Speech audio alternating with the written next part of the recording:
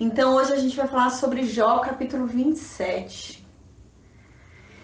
A gente lembra, né, que a gente já havia visto, né, que no capítulo 26 Jó já começou a resposta, né, Bildade veio, falou pouquinho, né, Bildade teve 6 versículos só para falar, foi pouca coisa que Bildade falou.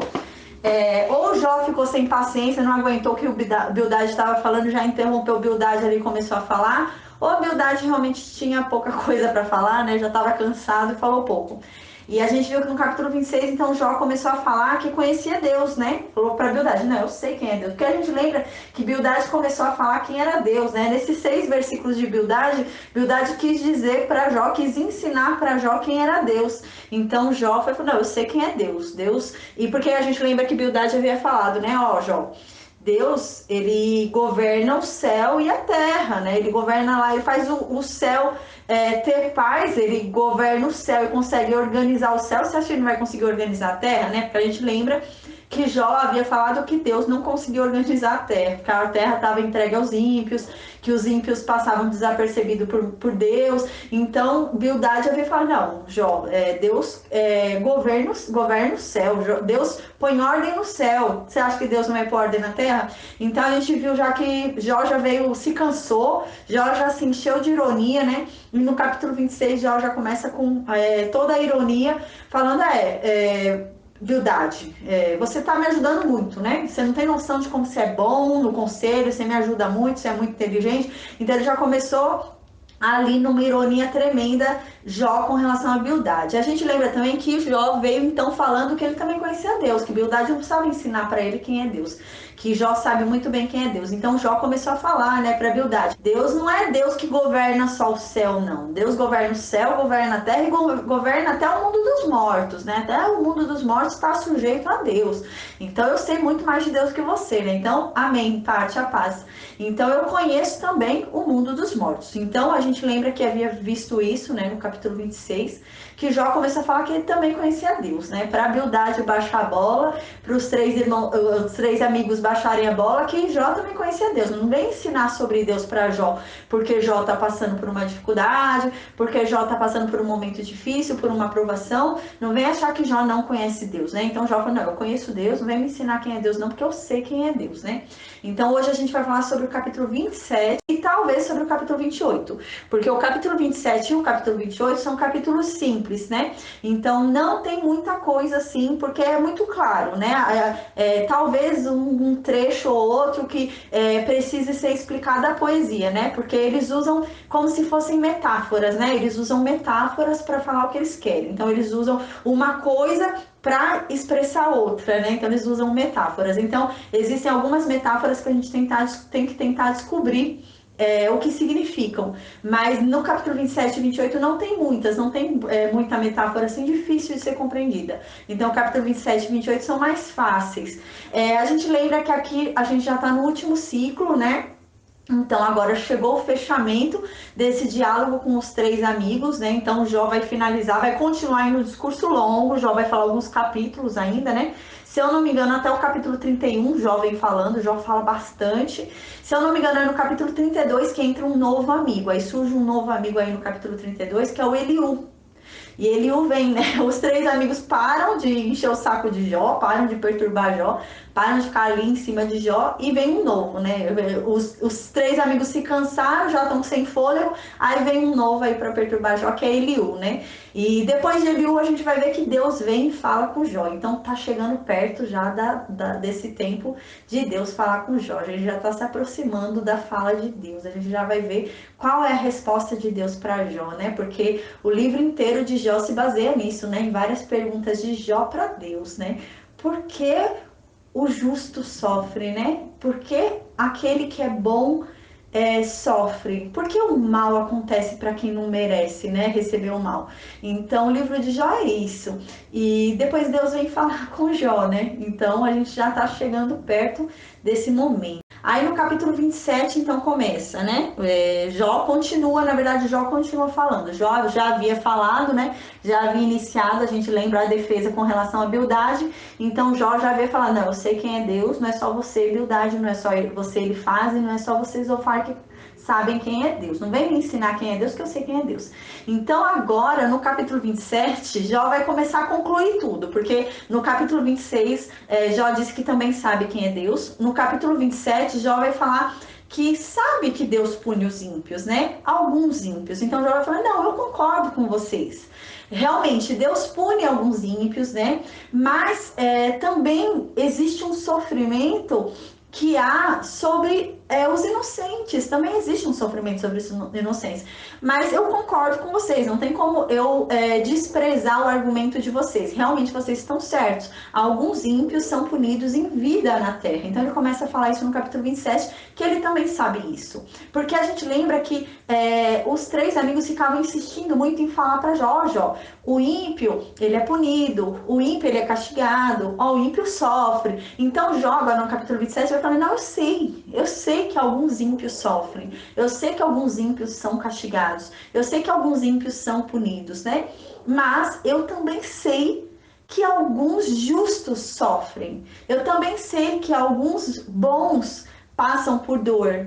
Então, Jó vai falar, não, eu entendo o que vocês estão falando, eu compreendo o que vocês falam, só que não é uma verdade absoluta que só o ímpio sofre, que só o ímpio é castigado, que só o ímpio é experimentador. Então, Jó começa a falar, não, a realidade é que o homem bom, ele também pode experimentar a dor. O homem bom, ele também pode experimentar o sofrimento. E isso não é uma condenação para ele, isso não significa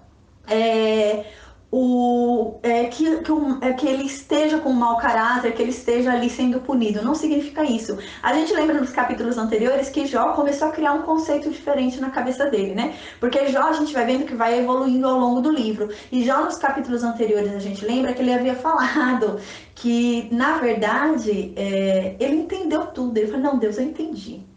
O Senhor está me provando. Eu entendi. Eu não cometi nenhum pecado, eu não fiz nada de errado, mas o Senhor está me provando. O Senhor está me dando uma oportunidade para ver se eu vou pecar contra você nessa oportunidade que o Senhor está me dando. Então o Senhor está me testando para ver até onde vai a minha resistência em confiar em Ti, a minha resistência em acreditar em Ti, né? Então a gente lembra que Jó já estava começando a falar, não, eu estou sendo provado como fogo. Eu entendi, é isso que está acontecendo, né? Eu estou sendo provado para ver se realmente eu sou puro em qualquer circunstância. Não só na circunstância boa, mas em qualquer circunstância. Então a gente vê que Jó começa a ter, começa a abranger o pensamento dele, né? Ele começa a expandir, ele começa a ter um entendimento melhor sobre Deus, né? Sobre tudo, sobre a vida, né? Que não é assim, não é uma matemática em que você cometer um pecado, você vai ter uma doença, você cometer um pecado, vai quebrar a perna, você cometer um pecado, vai ter um desemprego, você cometer um pecado, vai perder teu filho. Não, a vida não é uma matemática que é pecado e castigo, né? Você cometer um pecado, vai ter um castigo equivalente ao seu pecado. Não, Deus é muito mais complexo do que isso, e a vida é governada por coisas que não tem como a gente entender o porquê, né? As coisas acontecem e a gente não precisa entender porquê. O livro de Jó fala isso, você não precisa entender o porquê está acontecendo isso na sua vida.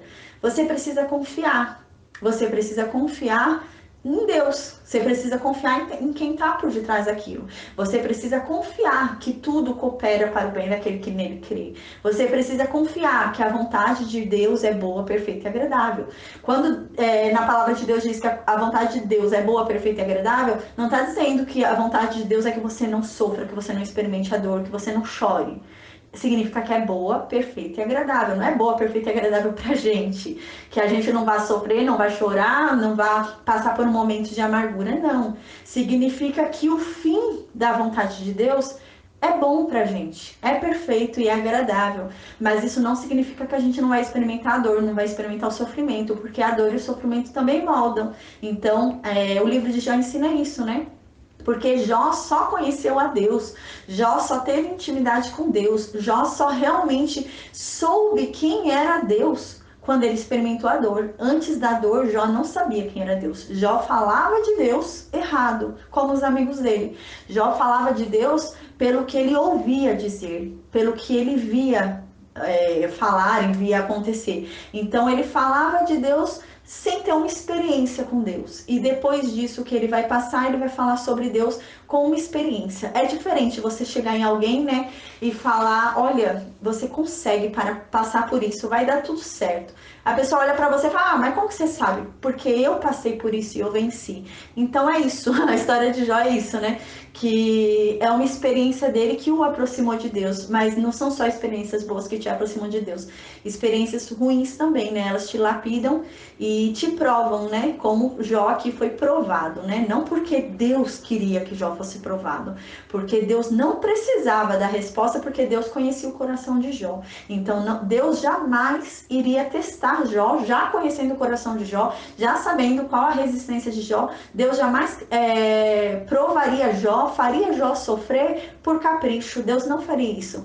Deus fez isso porque Satanás o questionou e porque Deus sabia que Jó tinha alguma coisa para aprender. Então, se Jó não tivesse nada para aprender e se Deus tendo a certeza de que Jó jamais o renunciaria, que o coração de Jó era íntegro, não era pelo que ele tinha, mas ele amava a Deus pelo que Deus é, então Deus jamais permitiria essa provação, porque Deus jamais permite o sofrimento na vida de um cristão por mero capricho, de Satanás ou mesmo de Deus. Ele jamais permite por causa de capricho, né? Deus não trabalha com a dor, Deus não trabalha com o sofrimento, Deus não trabalha com o mal, né? Deus não criou o mal, mas Deus usa o mal para os planos dele, né? Então é a mesma coisa da história de José. A história de José, Deus não havia planejado que José fosse vendido. Deus não havia planejado que José fosse escravo. Deus não havia planejado que José fosse preso. O plano de Deus não era esse. O plano de Deus era que José fosse governador.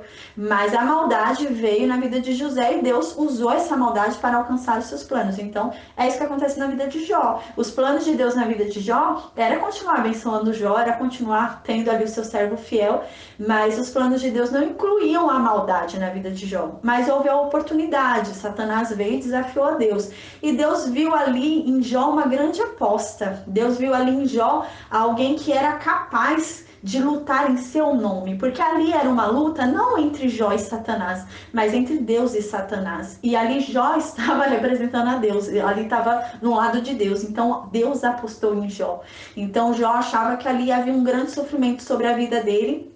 Jó achava que ele era uma pessoa sem sorte, né? Uma pessoa ali, parece que tudo só era sobre ele, mas na verdade ele era um privilegiado, né? Ele recebeu um privilégio ali de Deus, porque havia ali uma luta maior do que ele imaginava, era uma luta espiritual, né? Ele havia sido escolhido para lutar espiritualmente com Deus, no exército de Deus. Então havia um privilégio ali que ele não conseguia entender.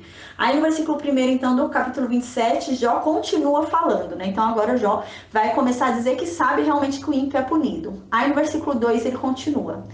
Tão certo como vive Deus, que me tirou o direito, e o Todo-Poderoso que amargurou a minha alma, então aqui Jó é justo. Jó é honesto, Jó é claro, Jó é honesto, Jó é justo. Jó fala, não, assim como é certo que Deus me tirou a justiça, me tirou o direito de eu me defender, me tirou o direito de eu provar que eu sou inocente, assim como Deus amargurou a minha vida e está me causando tanto sofrimento, assim como Deus fez tudo isso na minha vida, né? Ele tá querendo dizer, a gente lembra quando fala assim, tão certo como vive Deus, né? A gente lembra que também a gente vê isso no Egito, né? Quando falava, tão certo como vive o faraó, né? A gente lembra que estudou isso em José. Quando fala esse termo, né? Tão certo como tal coisa, significa que jura por aquilo, né? Então aqui tá falando, tão certo como vive Deus, ou seja, eu juro por Deus. Então, ele tá falando isso jurando por Deus, Jó. Então, Jó começa no versículo 27, olha, eu juro por Deus. O Deus que me tirou o direito, então ele sabe por quem ele tá jurando. Ele tá jurando por qualquer pessoa. Ele fala, não, eu sei porque eu tô jurando. Eu tô jurando pelo Deus que me tirou o direito de eu me defender. Eu tô jurando pelo Deus que me deixou nessa injustiça de eu não poder provar a minha inocência, e eu tô jurando por Deus, esse Deus que tá me amargurando, esse Deus que tá me fazendo sofrer, eu tô jurando por ele. Porque quando a gente jura, né, por algo, a gente tem que jurar por algo maior do que a gente nunca jura por algo menor do que a gente ou do mesmo nível que a gente. Se há um juramento, é uma garantia. Como que você vai dar garantia de alguém no mesmo nível que você? Então, para ser uma garantia, precisa ser algo maior do que você, né? Como se fosse uma fiança. Você não vai pedir que seja seu fiador, alguém que tem o mesmo nível que você, tem que ser sempre um nível maior. E é isso que acontece. Então ele reconhece que Deus é superior a ele. Então aqui, ao falar que ele jura por Deus, ele está reconhecendo que Deus é superior a ele. Ele fala, não, eu reconheço que Deus é superior a mim e eu reconheço que Deus é quem está me punindo. Então é isso que ele está falando aqui no versículo 2. Aí no versículo 3 ele continua. Enquanto em mim estiver a minha vida e o sopro de Deus nos meus narizes, né? Então ele fala, eu juro por Deus, o Deus que está me amargurando, o Deus que está me tirando o direito de me defender, que enquanto eu tiver vida, enquanto houver o sopro de Deus no meu nariz, a gente vê que aqui há um conhecimento de Jó sobre a alma vivente soprada por Deus. Então aqui Jó tinha esse conhecimento de que Deus formou o homem, forma o homem e sopra o fôlego de vida sobre o homem. Então a gente vê aqui que Jó tem esse conhecimento. Jó era um homem muito inteligente, Jó era um homem muito desenvolvido espiritualmente, porque ele tem um conhecimento espiritual grande. Então a gente observa no versículo 3 que ele sabia que havia no homem um sopro de vida, a alma vivente do homem era um fôlego de Deus. Então ele sabia que Deus havia dado esse sopro de vida sobre ele. Então ele tem esse conhecimento. Aí no versículo 3, repetindo, ele fala, enquanto em mim estiver a minha vida e o sopro de Deus nos meus narizes, né? Enquanto houver vida, né? Que é o sopro de Deus, enquanto Deus continuar soprando o seu fôlego em mim e continuar me deixando viver. Então ele reconhece que realmente ele continua vivo por conta do sopro de vida que Deus emana sobre ele. Então ele reconhece isso claramente, né? A gente vê que há aqui um entendimento, ele entende claramente de que Deus é que é o detentor da vida, né? Deus determina a vida e a morte. Então aqui ele torna bem claro isso, que ele tem esse conhecimento de que Deus é que sopra o fôlego de vida e tira quando ele quiser. Então no versículo 4 ele continua. Nunca os meus lábios falarão injustiça, nem a minha língua pronunciará engano. Então ele fala, eu juro por Deus, o Deus que me tirou o meu direito, o Deus que está me causando amargura, que enquanto eu for vivo, durante a minha vida inteira, enquanto Deus soprar o fôlego dele no meu nariz, para eu respirar, eu jamais vou falar alguma injustiça. Da minha boca, nenhuma injustiça vai sair. E a minha língua jamais vai falar nenhum engano. Eu nunca vou falar nada errado enquanto eu existir. Então ele começa a falar isso. A gente vê como Jó era um homem justo, né? Então Jó era um homem muito justo, muito íntegro. Aí no versículo 5 ele continua. Longe de mim que eu vos dê razão. Até que eu expire, nunca afastarei de mim a minha integridade. Então eu falo, longe de mim eu dar razão para vocês e falar que eu sou ímpio. Eu não sou ímpio, eu nunca vou dar razão para vocês porque vocês estão errados. Eu sou um homem íntegro, eu sou um homem correto, eu não sou um homem ímpio. Aí ele continua, até que eu expire, nunca afastarei de mim a minha integridade. Ou seja, até que eu morra, eu nunca vou deixar de ser íntegro. Então aqui ele está jurando por Deus que até que ele morra, ele pode ainda continuar um tempo nessa amargura que ele vive, mas ele não vai pecar contra Deus. Ele fala, não, eu não sou ímpio, eu jamais na minha vida fui o ímpio, eu jamais serei, até que Deus me tire dessa vida, até que Deus me tire o meu fôlego, eu jamais pecarei, eu jamais me afastarei da minha integridade. Então aqui ele fala, ele garante, não, eu sou íntegro, eu sou justo, eu sou correto, e enquanto eu for vivo, enquanto Deus soprar o teu fôlego sobre mim, eu vou continuar íntegro, porque é isso que eu sou. Porque aquele se cansou, né? Porque os amigos dele ficavam falando que ele era um hipócrita, que ele era um mentiroso, que ele era um ímpio, né? Começaram até a tentar decifrar qual que era o pecado dele, né? Então agora ele se cansou, ele falou, não, chega, eu juro por Deus, né? Eu sei quem é Deus. Primeiro a gente vê qual é a relevância do discurso de Jó, né? Jó chega no capítulo 26 falando quem é Deus. Então ele fala, ó, eu sei quem é Deus. No capítulo 27 ele fala, ó, eu juro por esse Deus que eu acabei de explicar para vocês quem é. Então eu sei por quem eu tô jurando, não tô jurando por qualquer pessoa, tô jurando por quem eu sei. E agora ele fala o que ele jura por esse ser incrível e poderoso e superior a ele. Ele jura que ele jamais foi ímpio e que jamais será ímpio. Então ele tá querendo finalizar de uma vez aquela discussão dos amigos acerca dele de que ele é um ímpio. Ele fala, chega, tô cansado. Eu juro por Deus que eu não sou ímpio e eu jamais vou ser. Até o resto da minha vida eu jamais vou ser ímpio. Então ele quer bombasta e realmente ele vai conseguir, porque depois dessa fala toda de Jó, os amigos vão se cansar e vão parar de falar esses três amigos, né? Vai chegar um outro amigo para perturbar Jó. mas depois ele vai voltar com um novo amigo aí para perturbar ele, o Eliú. Aí no versículo 6, para minha justiça me apegarei e não alargarei. Não me reprova a minha consciência por qualquer dia da minha vida. Então ele tá querendo dar um basta. Fala assim, eu tô já de saco cheio. Para de ficarem falando que eu sou ímpio. Para de ficar falando que eu sou injusto. Olha, eu tô apegada à minha justiça e eu não largo ela mesmo. Eu jamais vou abandonar a minha justiça para falar que eu sou ímpio só porque vocês querem ouvir isso. Vocês querem ouvir algo que agrade ao ouvido de vocês para que vocês digam que vocês estão certos, mas vocês estão errados, porque eu não sou ímpio, eu não mereço isso que eu tô vivendo. E ele fala, e vocês querem saber? Minha consciência não me pesa, porque a minha consciência está tranquila, porque eu sei que eu sou um homem bom. Aí no versículo 7, seja como perverso o meu inimigo, e que o que se levantar contra mim encontro como injusto, né? Então aqui ele tá falando dos amigos dele, né? Ele tá falando, olha, seja como ímpio, seja como o perverso o meu inimigo. Ou seja, quem não é meu amigo é meu inimigo. Só existem duas coisas, ou é amigo ou é inimigo, não existe meio termo, né? E esses amigos já não eram mais amigos de Jó, né? Então esses amigos já estavam ali no meio de uma situação ali, né, constrangedora, já estavam ali numa forma de acusação de Jó, eles já deixaram de ser amigos, né? Eles se tornaram acusadores de Jó. Então Jó fala, ó, quem não é meu amigo é meu inimigo. Então Jó agora no versículo 7 ele começa a declarar ali, ele fala, ó, quem não é meu amigo é meu inimigo. E quem é meu inimigo, que ele seja considerado diante de Deus como ímpio, porque ele é meu inimigo e eu sou um justo. E ele está se levantando contra um justo. Então aqui Jó começa a falar sobre os amigos dele. Que os amigos dele sejam considerados como ímpios e como injustos. E a gente vai ver que isso vai acontecer. Porque na verdade, Deus vai querer matar esses 3 amigos dele, né? De Jó. Mas eles só não vão ser mortos por causa da oração de Jó.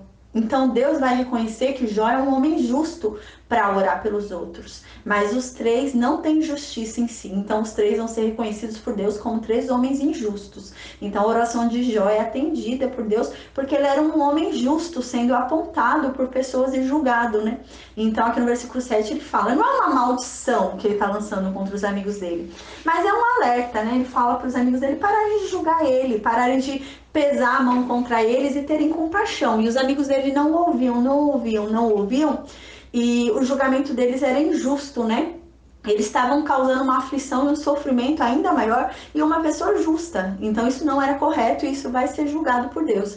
Aí no versículo 7, então ele fala, seja como perverso meu inimigo, né? Então os amigos dele, que hoje se tornaram inimigos, que sejam considerados como o perverso. Todo aquele que não é amigo dele, né, no seu íntimo, não é mais amigo de Jó, que seja considerado como inimigo, como um perverso, né?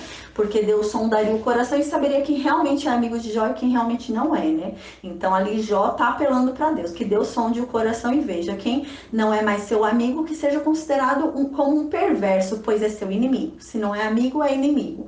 Aí ele continua, e o que se levantar contra mim como injusto. Então o que levantar a voz, o que levantar a boca para falar mal de mim, né? Que seja considerado como injusto. Aquele que vier falar alguma coisa contra mim, né, de forma injusta, que venha falar qualquer coisa contra mim, que ele seja considerado como injusto, né? Então aqui ele tá falando também dos amigos dele, porque os amigos dele ficam falando contra ele. Então aqui ele lança 2 formas para pegar os amigos dele de jeito. Aqui ele tá querendo realmente que acabe o assunto com os amigos dele, porque ele fala, olha, se vocês já não são mais meus amigos, se vocês não têm mais esse sentimento de amigo para comigo, então vocês se tornaram meus inimigos. Então, se vocês são meus inimigos, que Deus considere vocês como ímpios, como perversos.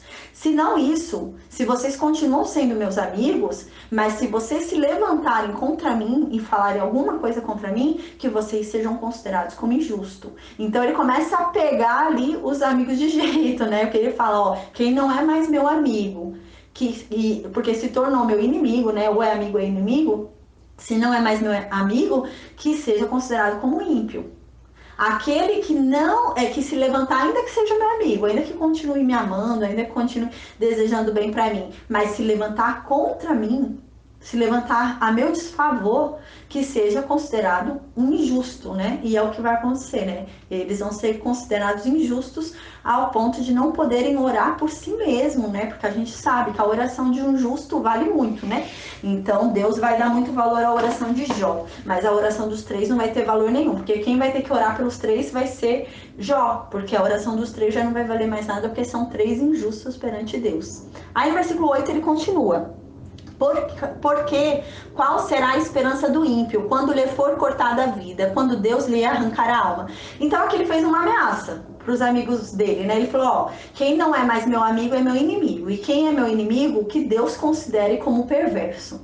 Aquele que diz que é meu amigo, que ainda é meu amigo, mas que se levantar contra mim, que seja considerado como um injusto. Então agora ele vai começar a falar o que acontece com o injusto e com o ímpio, né? Porque ele lançou isso sobre os amigos dele. Então agora ele vai falar, ó, tomem cuidado, viu? Porque vai acontecer isso contra vocês se vocês fizerem isso que eu falei. Aí então no versículo 8 ele começa, porque qual será a esperança do ímpio quando lhe for cortada a vida, quando Deus lhe arrancar a alma? Qual que é a esperança do ímpio quando ele morre? Qual é a esperança do ímpio quando ele está à beira da morte, né? Nenhuma. Aí ele continua no versículo 9. Acaso ouvirá Deus o seu clamor em vez sobrevindo a tribulação, né? Então ele fala, por acaso, né, o ímpio vai poder orar a Deus e Deus vai ouvir ele? Por acaso Deus vai ouvir o ímpio? A oração do ímpio não tem valor nenhuma para Deus, né? É só a oração do justo que tem valor para Deus. A oração do ímpio não tem valor, é isso que Jó está falando, né? Então, o ímpio, ele pode falar o quanto for, orar quanto for, que Deus não vai ouvir a oração dele, porque é um ímpio. Mas a oração de um justo tem muito valor para Deus. Aí no versículo 10 ele continua: deleitar-se-á o perverso no Todo-Poderoso e invocará a Deus em todo o tempo. Então aqui ele começa a provar a inocência dele. Ele fala, por acaso um ímpio vai ter prazer em Deus? Eu tenho prazer em Deus. Eu tô falando que eu sou de Deus, eu tô falando que eu amo Deus, eu tô falando que eu sigo Deus. Por acaso o ímpio tem prazer em Deus, né? Então ele começa a questionar, porque ele demonstrou até agora um prazer enorme em Deus. Ele não quer perder a presença de Deus, ele não quer perder a companhia de Deus. Então ele fala, por acaso o ímpio teria prazer em Deus? Pelo contrário, o ímpio foge de Deus, né?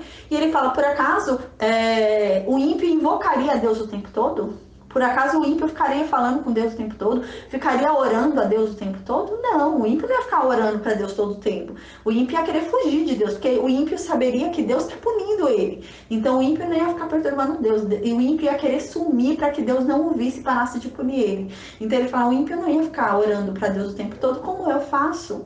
Eu estou falando com Deus o tempo todo, eu estou orando a Deus o tempo todo, eu estou pedindo a Deus o tempo todo. Por quê? Porque eu não sou ímpio, né? Então ele finaliza a defesa dele, né? A gente vê que realmente vai encerrar o ciclo de argumentação com os três amigos, porque ele está encerrando a defesa dele com relação aos três amigos. Então ele encerra aquela questão dele com os três amigos. Então no versículo 11, né, agora, ele continua: ensinar-vos-ei o que encerra a mão de Deus, e não os ocultarei o que está com Todo-Poderoso, né? Então aqui ele fala que ele vai ensinar para eles qual é o poder de Deus. Então eu falei, não, eu vou ensinar para vocês qual é o poder de Deus. Eu vou falar o que Deus pode fazer. Eu vou ensinar para vocês. Ele começa a falar assim, né? Aí ele já tá meio de saco cheio, né, João? Aí no versículo 12 ele continua: eis que todos vós já viste isso. Por que então vocês se alimentam com vãs noções, né? Ele fala, gente, vocês já sabem tudo isso que eu vou falar. Vocês já viram tudo isso que eu vou falar sobre quem é Deus e o poder de Deus. Então por que vocês estão falando coisas inúteis? Por que vocês estão falando coisas erradas? Por que vocês não estão falando o certo sobre Deus? Por que vocês estão falando, deturpando quem é Deus? Por quê? Se vocês já viram tudo isso que eu vou falar. Aí no versículo 13 ele continua: eis qual será da parte de Deus a porção do perverso e a herança que os opressores receberão do Todo-Poderoso. Então aqui ele vai começar a falar, né? Ele vai falar, não, ó, eu vou dizer para vocês, ele se cansou, né? Então agora ele se cansou, ele vai falar, não, eu vou falar para vocês qual que... Ele usa a mesma fala, né, do amigo dele, que o amigo dele já havia falado. Ele fala, não, eu vou falar para vocês qual que é a porção, qual que é a herança, né, do ímpio. Vou falar para vocês qual que é a herança do ímpio diante de Deus. Vou falar para vocês agora. Vou resumir para vocês o que é, né? Ele começa a falar o que os amigos dele querem ouvir, né? E de certa forma é também a realidade. Porém, não é a realidade total, não é uma realidade 100%, né? Nem todo ímpio é punido em vida. E é isso que o Jó fala, né? Existem ímpios que vivem bem, existem ímpios que são punidos. Existem justos que vivem bem e existem justos que sofrem. Então aqui ele fala, não, tá bom, vou falar o que vocês querem ouvir. Realmente, de certa forma, é o que acontece com alguns ímpios, né? Isso realmente acontece com alguns ímpios. Aí no versículo 14 ele continua. Se os seus filhos, né, os filhos dos ímpios, se multiplicarem, será para a espada, e a sua prole não se fartará de pão, né? Então aqui existem algumas pessoas que atribuem essas falas aqui, né, a Zofar, e dizem que não é de Jó. Mas no hebraico não há essa divisão, não diz no hebraico que essa fala é de Zofar, né? No hebraico tá tudo junto, né? Não tem essa divisão lá. Mas eu acredito que seja realmente de Jó essa fala, porque tem lógica, porque ele fala que ele vai ensinar realmente o que acontece com os ímpios e ele começa a falar sobre o que acontece com os ímpios. Então tem lógica de seguimento no discurso dele. Aí no versículo 14, então ele fala, se os filhos dos ímpios se multiplicarem, será para a espada, ou seja, se os filhos dos ímpios se multiplicarem, vai ser para morrer. Aí ele continua, e a sua prole não se fartará de pão, né? E a sua prole, né, sempre será faminta, sempre terá alguma necessidade, né, sempre vai passar necessidade, eles nunca vão estar bem, né. Aí no versículo 15, os que ficarem dela, né, da prole, da descendência dele, a peste os enterrará. Então os que não morrerem de fome, os que não morrerem de espada, né, vão ser enterrados por alguma doença, uma peste vai ser enterrado dessa forma. E as suas viúvas não chorarão, as viúvas desses filhos que forem enterrados, né. Então, as mulheres dele, desses filhos desse ímpio que forem enterrados, não vão nem chorar por eles, elas vão se sentir aliviadas deles terem ido embora. Aí no versículo 16, se o perverso amontoar prata como pó e acumular vestes como barro, ele os acumulará, mas o justo é que os vestirá. E o inocente repartirá a prata. Então aqui Jó começa a falar, né? A gente lembra que agora Jó muda um pouquinho, né? Porque antes Jó vinha falando de que haviam perversos que tinham riquezas e morriam com riquezas. E que a descendência dele usufruía das riquezas dele, que eles haviam conseguido por meio da maldade, né? E agora ele fala, não, tá bom, eu reconheço também existem ímpios que morrem sem deixar riqueza, que Deus pune também alguns ímpios. Você entende? Eu não tô falando que Deus não pune nenhum ímpio, né? Porque havia um conflito ali, né? Parece que os amigos de Jó não estavam entendendo. Porque Jó não estava falando sobre uma verdade absoluta de que nenhum ímpio é punido.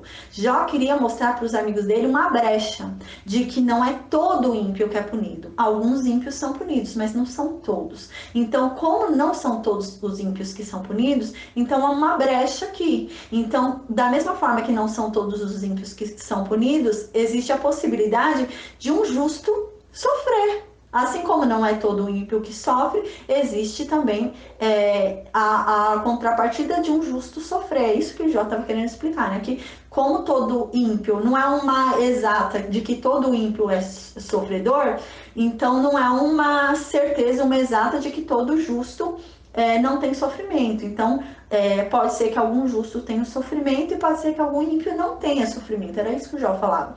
Só que parece que havia uma grande confusão e os amigos dele estavam se irritando, né? Porque os amigos dele pensavam que o Jó estava falando que ímpio não era punido, né? Que valia a pena ser ímpio, que vale a pena roubar, vale a pena matar, que você não é punido, né? Que Deus não te vê. E não era isso que o Jó estava falando. Então agora o Jó fala, não, o ímpio é punido.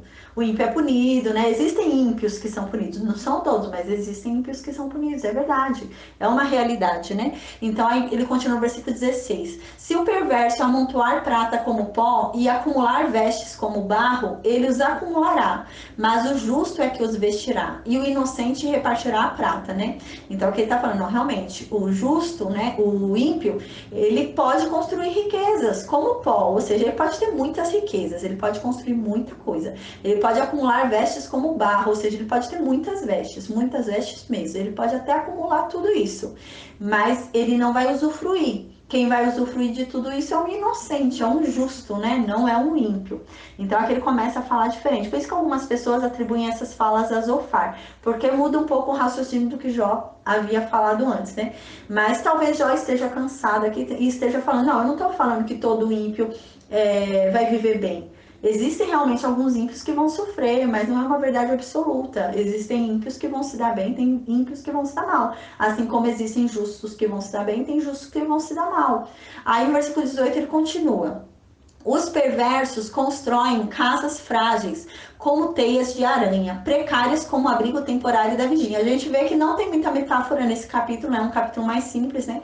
Então não tem muita coisa realmente. Então aqui ele tá falando que realmente os perversos, eles constroem casas frágeis com teias de aranha, né? Então eles ficam buscando ali proteção, alicerce em coisas frágeis, né? Em coisas mentirosas. Eles constroem o palácio deles, a riqueza deles, em coisas que são coisas frágeis, que podem ser facilmente destruídas, facilmente levadas, né? Levadas pelo vento, pela destruição, porque foram coisas que não foram feitas com segurança, não foram feitas corretamente, foram feitas com teias de aranha de facilmente serem destruídas, né? Por causa da forma errada como foram construídas. Aí no versículo 19 ele continua. Rico, o perverso se deita com a sua riqueza. Abre os seus olhos e já não a vê. No versículo 20, pavores se apoderam dele como inundação. De noite a tempestade o arrebata, né? Então aqui ele começa a falar, não, realmente, o ímpio, né, ele pode construir riquezas e ele dorme com as riquezas dele e quando acorda ele já não vê mais riqueza nenhuma, a riqueza sumiu, né? Então aqui a gente vê que ele começa a concordar com o que eles haviam falado, né? Porque os amigos ficavam usando essa fala para dizer que Jó se enquadra nisso, né? Então, porque Jó estava rico em um dia e de repente, do nada, de uma hora para outra, ele ficou pobre, né? Porque veio Satanás e destruiu tudo que ele tinha. Então ele vai e fala da boca dele, né? O que os amigos queriam tanto ouvir. Ele fala: não, realmente, isso é o que acontece com o ímpio, né? Ele pode deitar rico, mas ele vai acordar pobre, né? Porque tudo que ele tinha ele perdeu. Aí no versículo 20 ele fala: pavores se apoderam dele como inundação, de noite a tempestade o arrebata. Então o ímpio ele vive meio cheio de pavor, cheio de medo de ser pego, cheio de medo de perder tudo aquilo que ele conseguiu, porque ele não construiu aquilo de uma forma segura, foi de uma forma, né, que há um preço ali, ele pode perder aquilo porque não foi uma forma correta.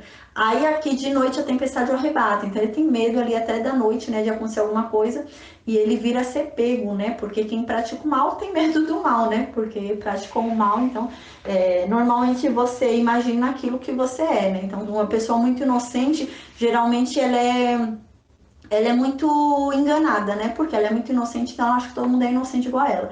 Então ela é facilmente enganada. Então é isso, uma pessoa má, ele vive com medo, né? Igual aquela pessoa que trai, né? A pessoa trai o outro e fica perturbada achando que o outro tá traindo ela também, porque ela faz aquilo. Então o mal vai viver com medo do mal porque ele pratica o mal, né? Então, no versículo 21, o vento oriental leva. Quando a Bíblia fala o vento oriental, ela não está falando de qualquer vento. Então, ela está pedindo uma atenção especial a esse vento.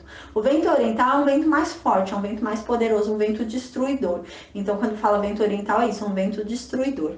Aí fala, o vento oriental leva e ele se vai. Varre-o como o ímpeto de seu lugar, né? Então, o vento oriental vem, uma destruição vem, um vento poderoso vem e leva o ímpio embora, né? E ele varre ali daquele lugar, né? Varre com força daquele lugar e ele não é mais encontrado ali. Aí no versículo 22, Deus lança isto sobre ele e não poupa, a ele que procura fugir precipitadamente da sua mão. Então aqui Jó está falando, não, Deus lança isso sobre o ímpio e não poupa o ímpio. Deus vai punir o ímpio, né? E mesmo que o ímpio fique procurando fugir da mão de Deus, Deus vai achar o ímpio e vai punir ele. Então a gente vê que aqui há uma contradição do que Jó havia falado antes, porque Jó falou que o ímpio fugia de Deus, Deus não encontrava o ímpio, né? Então o ímpio era poupado por Deus, Deus punia o justo e poupava o ímpio. Então agora muda a conversa. Então por isso que algumas pessoas atribuem essa conversa a Zofar, mas não tem como provar. Tem mais lógica realmente ser de Jó. Jó já se cansou, Jó já vai chutar o balde, fala, tá bom, eu entendo, isso acontece mesmo com alguns ímpios, né, mas não é uma verdade absoluta. Aí no versículo 23 ele continua. A sua queda lhe batem palmas, para a saída o apupam com assobios, né? Então ele tá falando que na queda do ímpio eles ficam batendo palmas, né? Então, na queda do ímpio, os justos batem palma, né? Então, ele tá falando, e a saída do ímpio, conforme os ímpios vão saindo, eles vão saindo sendo perseguidos por vaias, né? Seria vaias, né?